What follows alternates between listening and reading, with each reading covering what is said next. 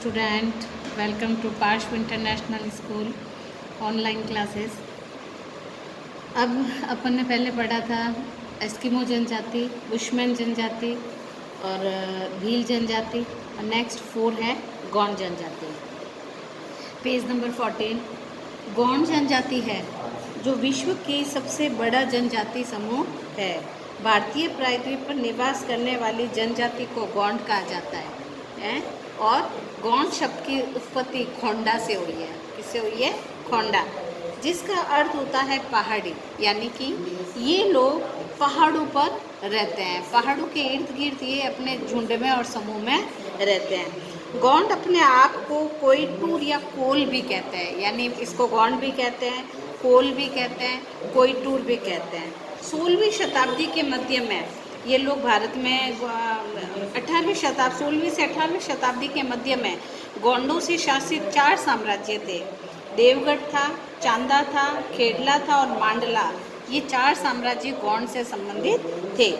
मुगलों व 1940 में मराठों के प्रभुत्व के बाद ये हाशिए पर चले गए और वर्तमान में इनका निवास स्थान बहुत ही दुर्गम पहाड़ों पर हो गया है।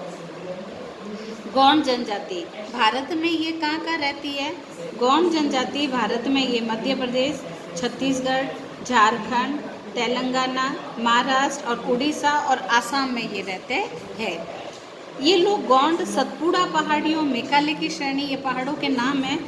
यहाँ पर सोनदेवगढ़ा, यहाँ पर उच्च भूमि, बस्तर का पठार, गढ़जन पहाड़ियों में ये लोग इकट्ठे होकर के रहते हैं। मानचित्र में बताया गया है, 2.3 में बताया गया है कि यहाँ पर ये प्रदर्शित किए गए हैं कि ये कहाँ पर जाकर के रहते हैं। ये देखो, ये बताया गया है यहाँ पे 2.3 में देखना, ये भील और गौंड जनजाति ये दोनों कहाँ पर रह रहे हैं। ठीक है। उसके बाद उन्होंने बताया है कि गौंड जनजाति जो है ये पहाड़ों की ऊंचाई यहाँ लगभग 600 से 900 मीटर के बीच होती है।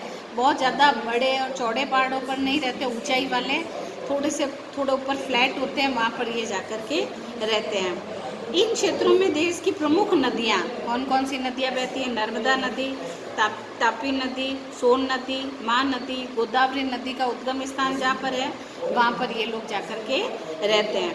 इन क्षेत्रों में सघन वन पाए जाते हैं। ग्रीष्म काल में तापमान 40 डिग्री सेल्सियस तक भी हो जाता है। अब पहाड़ों पे है तो गर्मी भी रहती है, वर्षा भी अच्छी होती है और सर्दी भी अच्छी रहती है।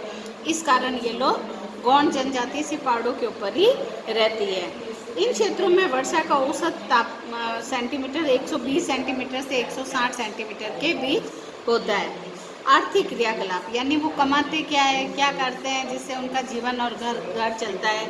ज़्यादातर देखो जो भी जनजाति होगी उनकी आर्थिक क्रिया शिकार करना, कृषि करना और पशु पालना, ये 3 क्रियाएं उनकी होती है। आपको चाहे कोई भी जनजाति पूछ ले, बस एक एस्किमो जनजाति है जो कृषि नहीं करती है, बुशमैन जनजाति भी कृषि नहीं करती है, और बाकी भील और गौंड जनजाति है, संथाल जनजाति है, ये लोग कृषि करके पशुपालन करके अब ये लोग क्या करते हैं? स्थायी जीवन यापन करने लग गए हैं। तो ये लोग आत्मनिर्भर होते हैं। इनके जीवन की आवश्यकताएं बहुत ही साधारण होती है, साधारण जीवन होता है। ठीक है। ये लोग मुख्यतः व्यवसाय झूमिंग और कृषि और आखेट है। ये लोग क्या करते हैं? शिकार करके अपना जीवन यापन करते हैं। कुछ वनो उत्पादन, संग्रहण, पशुपालन, मछली पकड़ना आदि कार्य भी करते हैं। खेतों जंगलों में जाते हैं, वहाँ से फल वगैरह, जड़ी बूटियाँ वगैरह लेके आते हैं, खेती भी करते हैं, पशु भी पालते हैं, है ना। और ये स्थायी खेती नहीं करते, झूमिंग खेती, यानी अभी यहाँ पर है उसके बाद इसको छोड़ के आगे चले गए, और इस तरीके से जो वो खेती करते हैं वो झूमिंग कृषि करते हैं। यहाँ पर जो कृषि की जाती है वो दीपा कृषि, झूमिंग कृषि, एक प्रकार की जो कृषि है जो उससे क्या करते हैं, 2-3 साल के लिए उसे पड़क छोड़ देते हैं।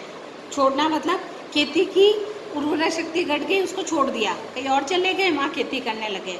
इसे दीपा कृषि भी कहते हैं। अंडरलाइन करना, कई बार बोर्ड के क्वेश्चंस पूछे गए बोर्ड में, दीपा कृषि कौन सी जाति के लोग, जनजाति के लोग करते हैं? तो आप क्या लिखोगे? दीपा कृषि गौंड जनजाति के लोग करते हैं। 2-3 वर्ष खेती करने के बाद उसे पड़त छोड़ दिया जाता है। इस प्रकार की कृषि में पेड़ों व झाड़ियों को जला करके साफ भी कर देते हैं। जाते हैं वहाँ पे पेड़ को काटते हैं, उसको जला भी देते हैं, उसकी राख जो होती है वो खेतों में बिछा देते हैं, बिखेर देते हैं। उसके बाद उस पर खेती करते हैं, उससे खेती की उर्वरा शक्ति बढ़ती है। उससे फावड़े या हल कुरेद कर बीजों को छिटक करके ऐसे बीजों को फैलाते हैं हाथों से मिट्टी में भर के। और घरेलू जो कृत्रिम जो मतलब प्राचीन जो साधन है उसी के माध्यम से कृषि करते हैं। नई टेक्नोलॉजी इनके पास नहीं होती है, प्राचीन तरीके से ये लोग खेती करते हैं। और ये इसके बाद बोने के बाद ये देवी माता को और जंगल में अन्य देवताओं को पशु बलि भी दी जाती है। ये लोग पशु बलि भी देते हैं। साथ में ये जंगलों व अन्य देवताओं की बलि भी देते हैं। पेंडा कृषि मध्य प्रदेश के बस्तर में तीव्र पहाड़ी ढालों पर सीढ़ी नुमा खेत बना करके की जाती है। खेतों में मिट्टी की आर्द्रता को बनाए रखने के लिए निचले भागों में लकड़ी के लट्ठे भी रख दिए जाते हैं। कॉर्नर पे मिट्टी के ये लकड़ी के लट्ठे रखते हैं ताकि उससे क्या इफेक्ट होगा, मिट्टी की उर्वरा शक्ति बनी रहे, प्लस मिट्टी में नमी आर्द्रता बनी रहे। नहीं तो पानी फैल जाता है ना। लेकिन उससे यहाँ मिट्टी की ऐसे इकट्ठा करके लकड़ी लगा देते हैं ताकि मिट्टी की नमी को बरकरार रख सके।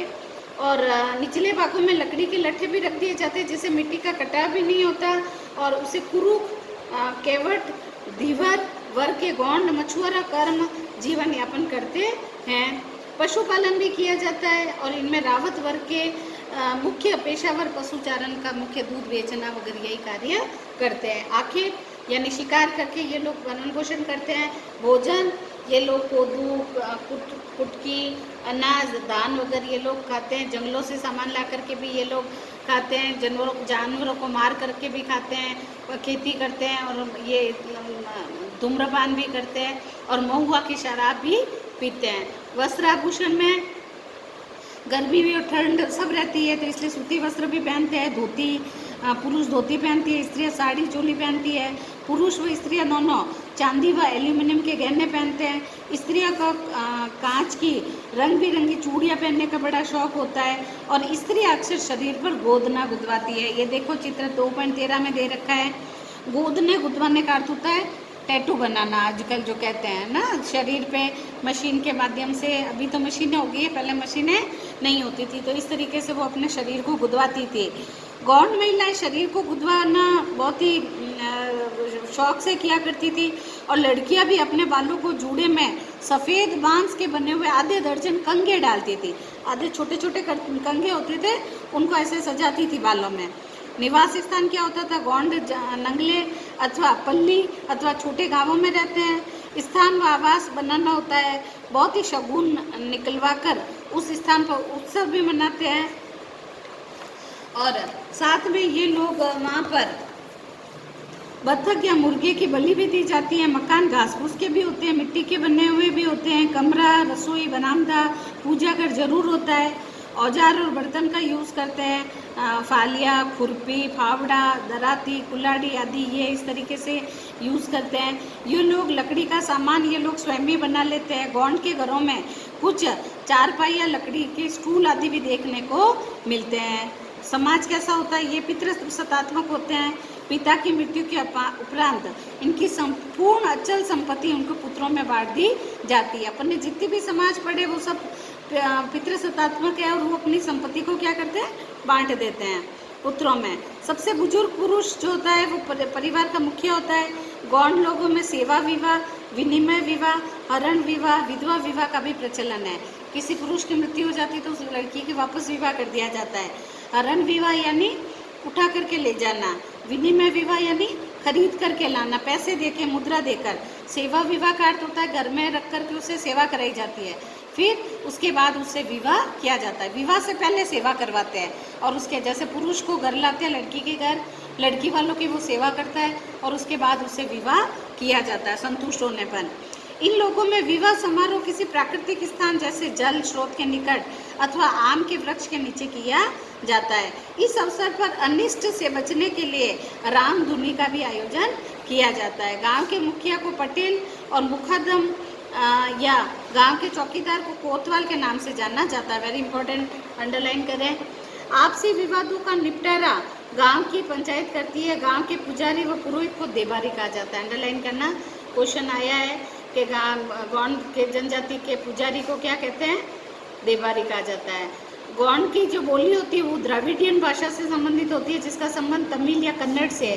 कई गौंड हिंदी, मराठी, तेलुगु भाषा भी बोलते हैं। साक्षरता का स्तर देश के औसत से बहुत नीचे है और महिला साक्षरता नगण्य है।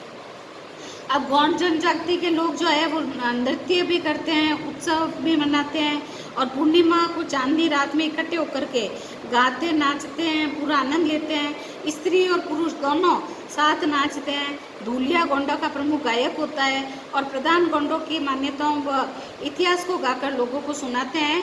और प्रधान के कथा अनुसार जब गौंड के भगवानों का जन्म हुआ था उन समय उनकी बेसहारा उन्हें छोड़ दिया था और पार्वती जी ने उन्हें छुड़वाया था और भगवान महादेव ने उन्हें कैद कर लिया था।